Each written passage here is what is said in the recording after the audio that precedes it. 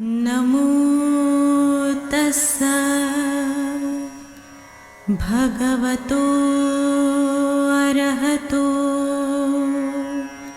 सम्मा सम्बुद्धस्सा। Buddha and इस धम्मा। Baba Saheb doctor Ambedkar की इस कालजयी रचना संसार में आपका स्वागत है।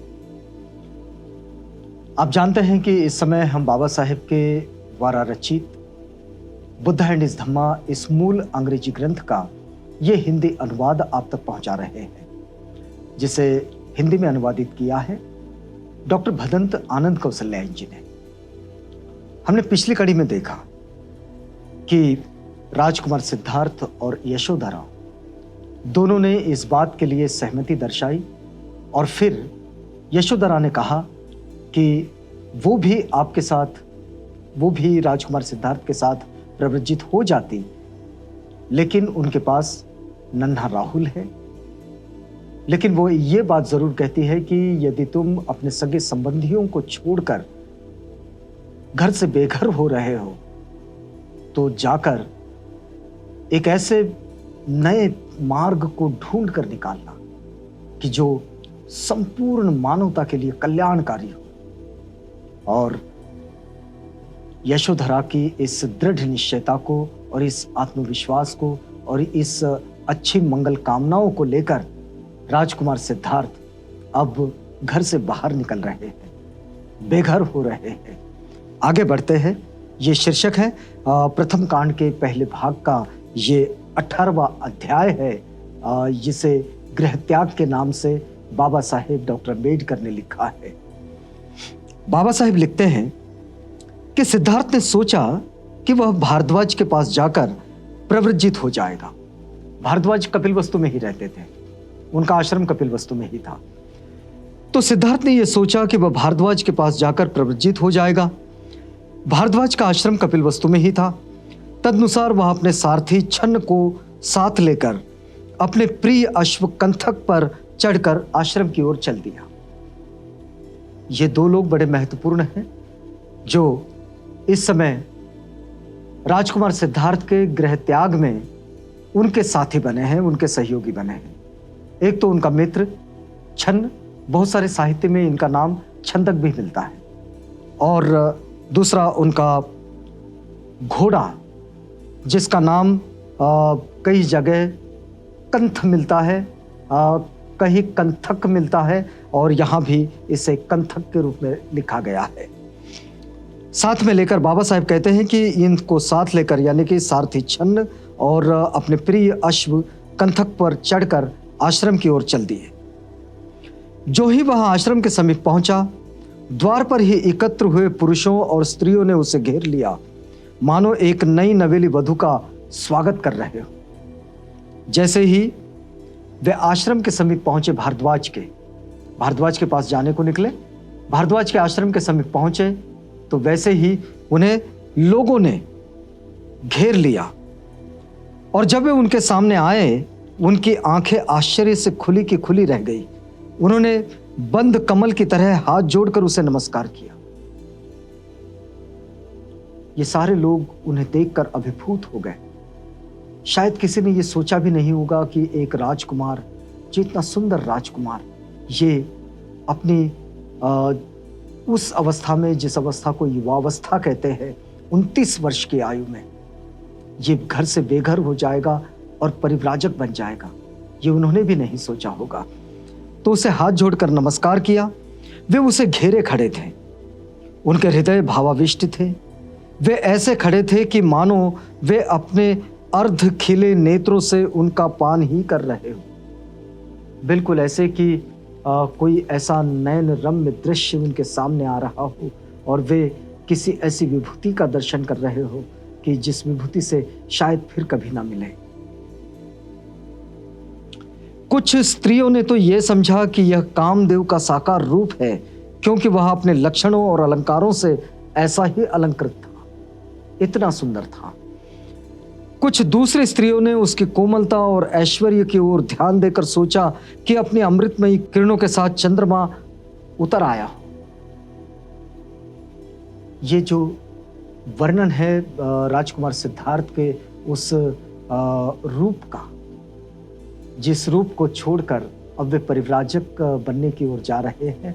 आप देखें कि तथागत बुद्ध का जो उनके चरित्र से जुड़ा हुआ उनका जो वर्णन है, उस वर्णन को इस समय हम लोग इस बुद्ध और उनका धम्म इस ग्रंथ में पढ़ रहे हैं और वही आप तक पहुंचा रहे हैं। ये ग्रंथ बाबा साहेब डॉक्टर अम्बेडकर ने लिखा है।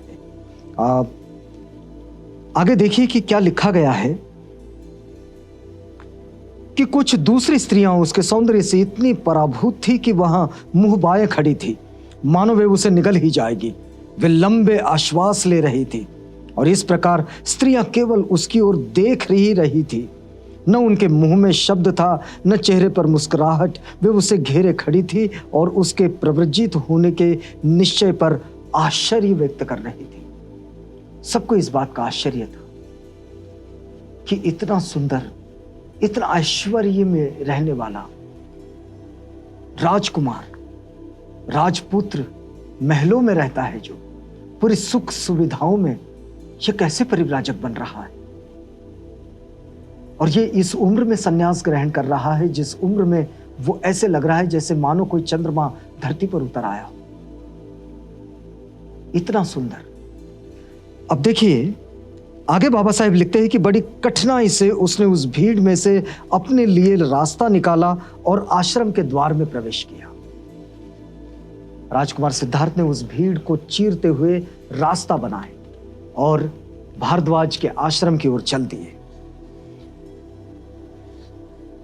सिद्धार्थ को यह अच्छा नहीं लगता कि शुद्धोधन और प्रजापति गौतमी उसके प्रव्रजित होने के समय उपस्थित रहे,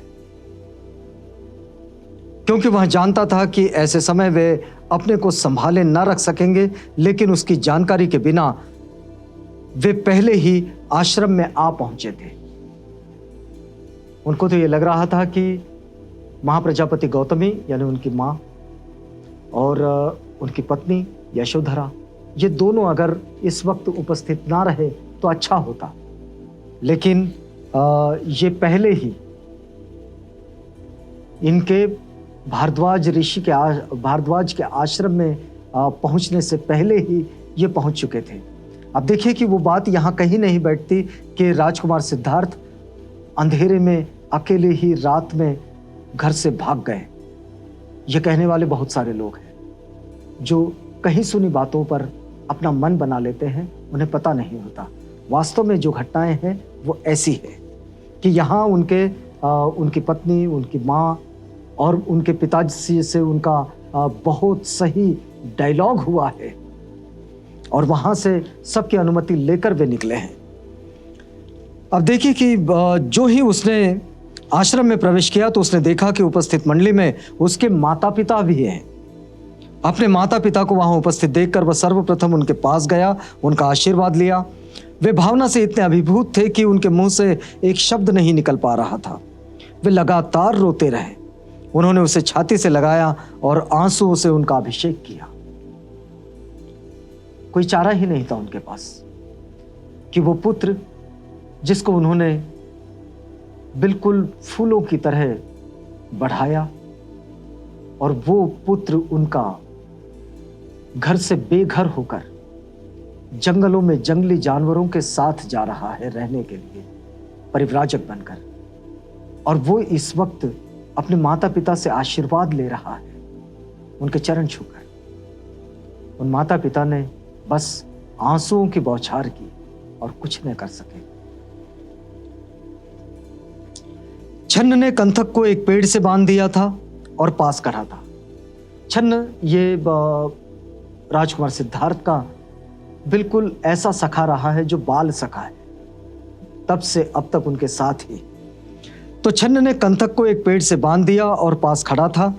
जब उसने देखा कि शुद्धोधन और प्रजापति आंसू बहा रहे हैं तो वह भी भावनावश अपने आंसुओं को रोक न सका। छन्न के लिए भी ये बड़ा भावुक प्रसंग था, क्योंकि बचपन से जिसके साथ वो पला बढ़ा, आज वो मित्र उसे छोड़कर जा रहा था और वो जंगल में जा रहा था एक राजकुमार। तो छन्न को भी ये बात पसंद नहीं आई, लेकिन बावजूद इसके इस प्रसंग पर वो भावनावश होकर वो भी रोने लगा।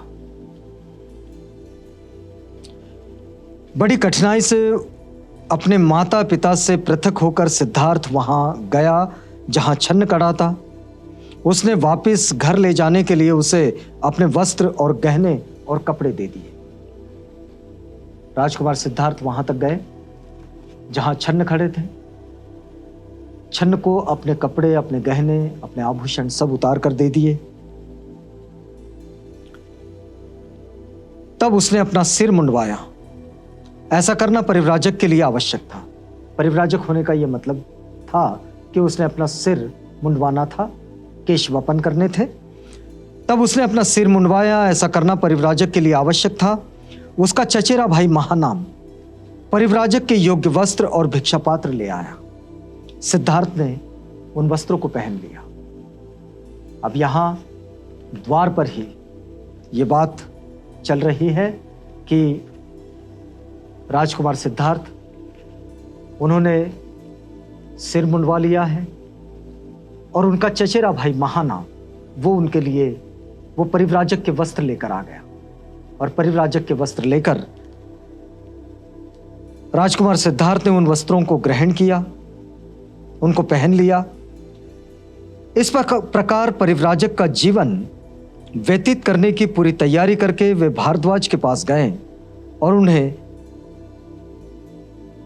और उनसे कहा कि वो विधिवत उसे प्रव्रजित कर दे। अपने शिष्यों की सहायता से भारद्वाज ने आवश्यक संस्कार किए और सिद्धार्थ गौतम के परिव्राजक बनने की घोषणा कर दी। तो भारद्वाज यहां उनके आचार्य बनकर उनको प्रव्रज्जा की पहली दीक्षा दी और यहां से उनके परिव्राजक बनने की घोषणा भी कर दी। और यहां से एक राजपुत्र राजकुमार सिद्धार्थ गौतम अपने महलों को छोड़कर बेघर हो गया। यह परिव्राजक का पहला स्टेप, बेघर होकर, सिर मुंडवाकर, सन्यासी के वस्त्र पहनकर वो अपना जीवन यापन करे। ये कार्य यहां से शुरू हुआ। ये याद करके कि उसने शाक्य संघ के सम्मुख दोहरी प्रतिज्ञा की थी, एक तो प्रव्रज्जा लेने की और दूसरे अविलंब ही शाक्य जनपद की सीमा से बाहर हो जाने की। तो सिद्धार्थ गौतम ने प्रव्रज्जा का संस्कार समाप्त होते ही अपनी यात्रा आरंभ कर दी। राजकुमार सिद्धार्थ के दंड के दो हिस्से थे, एक तो परिव्राजक बनना और दूसरा कपिलवस्तु की सीमा से बाहर हो जाना। क्योंकि भारद्वाज का आश्रम ये कपिलवस्तु में ही था, तो उन्होंने वहां भारद्वाज से परिव्राजक की दीक्षा तो ली, लेकिन वहां से वे अपनी यात्रा पर निकल पड़े जहां वे परिव्राजक की यात्रा उनको आगे करनी थी और परिव्राजक की यात्रा पर उनको चलना था। प्रव्रज्जा का संस्कार समाप्त होते ही अपनी यात्रा आरंभ कर दी। जो जनसमूह आश्रम में इकट्ठा हो गया था वह असामान्य था। सिद्धार्थ गौतम की प्रव्रज्जा की परिस्थिति भी असामान्य ही थी। जब राजकुमार आश्रम से बाहर निकला, जनता भी उसके पीछे पीछे हो ली। अब उस नजारे को जरा याद कीजिएगा कि राजकुमार सिद्धार्थ भारद्वाज के आश्रम से निकले हैं। वो एक सुंदर युवक जिसे देखकर हर कोई उनके सौंदर्य के मोह में आ जाता था, मोह में फंस जाता था। उसने अपने केश वपन किए और सिर मुंडवाकर सन्यासी के वस्त्र धारण कर निकला और पूरा कपिलवस्तु का वो जो नजारा है वो देखने लायक रहा होगा कि राजकुमार सिर मुंडवाकर सन्यासी के वस्त्र धारण कर कर जा रहे हैं और उनके पीछे कपिलवस्तु की सारी जनता है और वो भी उनके पीछे पीछे हो ली है कपिलवस्तु की सीमा तक। ये सारा जनसमूह आश्रम में इकट्ठा हो गया था। वह भी असामान्य था। जब राजकुमार आश्रम से बाहर निकला, जनता भी उसके पीछे पीछे हो ली। उसने कपिलवस्तु से विदा ली और अनुमा नदी की ओर बढ़ने लगा। पीछे मुड़कर देखा तो जनता अभी भी उसके पीछे पीछे चली आ रही थी। जनता अभी भी उसके पीछे पीछे थी। उन्होंने जब अनुमा नदी के तट से थोड़ा सा मुड़कर देखा, अनुमा नदी ये कपिलवस्तु की सीमा पर बहती थी। उसने उन्हें रोका और कहा, बहनों और भाइयों, मेरे पीछे पीछे चले आने से क्या लाभ है? उन लोगों से वो कह रहे हैं जो कपिलवस्तु की वो जनता जिन्होंने उन्हें राजकुमार के रूप में देखा, उन्हें वो आज एक सन्यासी के रूप में देख रही है। उनसे वे कहते हैं कि मेरे पीछे पीछे आने से क्या लाभ? मैं शाक्यों और कोलियों के बीच का झगड़ा न निपटा सका, लेकिन यदि तुम समझौते के पक्ष में जनमत तैयार कर लो तो तुम सफल हो सकते हो, इसलिए कृपा करके वापस लौट जाओ। उसकी प्रार्थना सुनी तो लोग पीछे हटने लगे। यहां राजकुमार ने हाथ जोड़कर उनसे विनती की कि अब तुम पीछे लौट जाओ। मैं तो युद्ध को नहीं टाल सका शाक्य और कोलियों के बीच के, लेकिन अगर तुम कोशिश कर लो और इस युद्ध को अगर रोक लो तो ये बहुत बड़ी बात हो जाएगी, और समझौते के पक्ष में अगर तुमने जनमत तैयार कर लिया तो ये बहुत बड़ी बात होगी। अब आगे की बात हम आपको अगली कड़ी में सुनाएंगे, क्योंकि यहाँ हमें रुकना होगा, हमारा वक्त पूरा हो चला है। तो आप जानते हैं कि ये बुद्ध और उनका धम्म बाबा साहेब डॉक्टर अम्बेडकर द्वारा रचित ये ग्रंथ, इसी ग्रंथ का हिंदी अनुवाद आप तक पहुंचा रहे हैं। बाबा साहेब का ये ग्रंथ और हिंदी अनुवाद डॉक्टर भदंत आनंद कौशल्यायन जी का। अगली कड़ी में जब आपसे मुलाकात होगी तो यहीं से इसी बात को आगे बढ़ाएंगे। तब तक के लिए हमें इजाजत दीजिएगा।